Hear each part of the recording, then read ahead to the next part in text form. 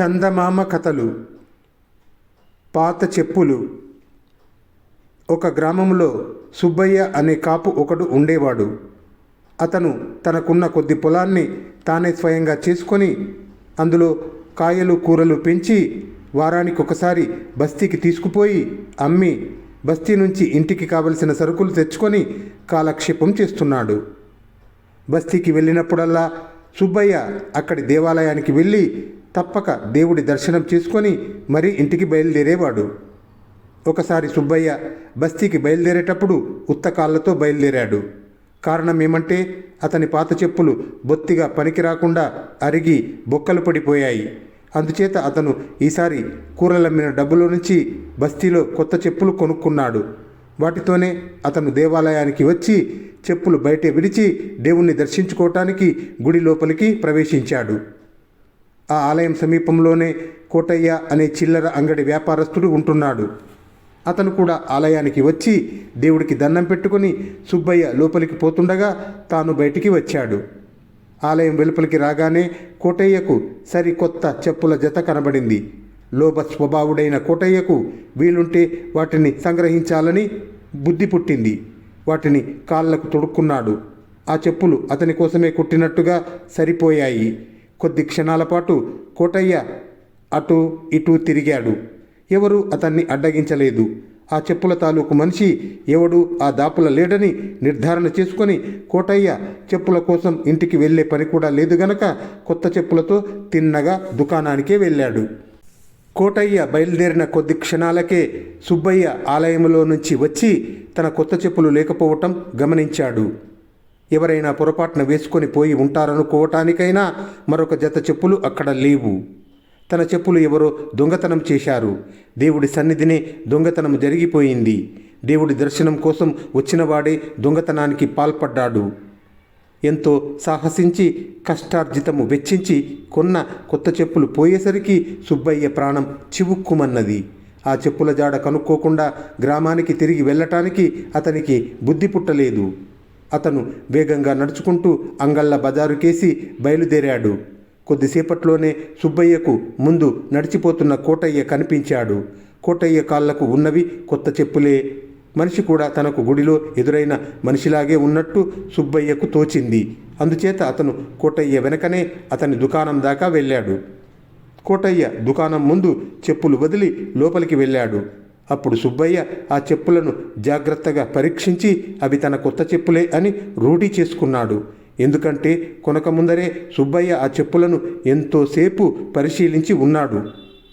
ఈ లోపల కోటయ్య సుబ్బయ్యను గమనించి, "ఏం కావాలి? మంచి చింతపండు వచ్చింది, తీసుకుంటావా?" అని అడిగాడు. తాను కాజేసిన కొత్త చెప్పులు ఆ మనిషివేనని కోటయ్యకు తెలియదు.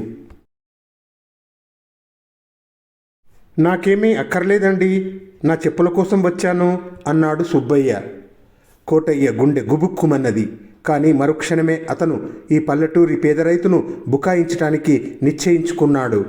ఎందుకంటే చెప్పులు దొంగిలించిన లాభం కంటే ఈ చిన్నకారు మనిషి చేత దొంగ అనిపించుకోవటం వల్ల కలిగే పరువు నష్టం చాలా ఎక్కువ.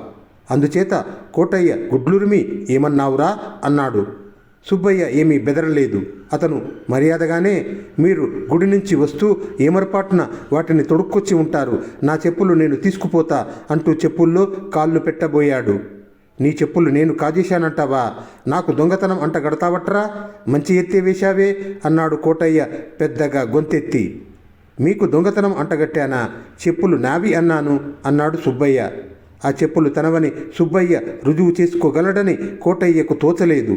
అదీగాక తాను ఆ చెప్పులు సుబ్బయ్యవై ఉంటాయని ఒప్పుకుంటే 10 మంది తిరుగుతున్న చోట తాను దొంగతనం చేసినట్టు ఒప్పుకున్నట్టే అవుతుంది. వీధిన వెళ్ళేవాళ్ళు కొందరు ఆగి జరిగేదంతా వింటున్నారు కూడా.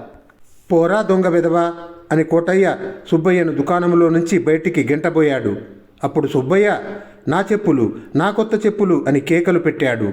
మరింతమంది చేరారు. ఆ చెప్పులు ఎక్కడ కొన్నావని కొందరు సుబ్బయ్యను అడిగారు. వీధిన వెళ్ళే చెప్పులవాడి దగ్గర కొన్నానని సుబ్బయ్య చెప్పాడు. చూడబోయ్, ఆ చెప్పులు నీవని నువ్వు రుజువు చేసుకోలేవు. అవతల పెద్ద మనిషి తనవి అంటున్నాడాయే. అందుచేత ఇది మధ్యవర్తులు పరిష్కరించే విషయమూ కాదు. న్యాయాధికారి వద్దకు వెళ్ళి ఫిర్యాదు చేయి.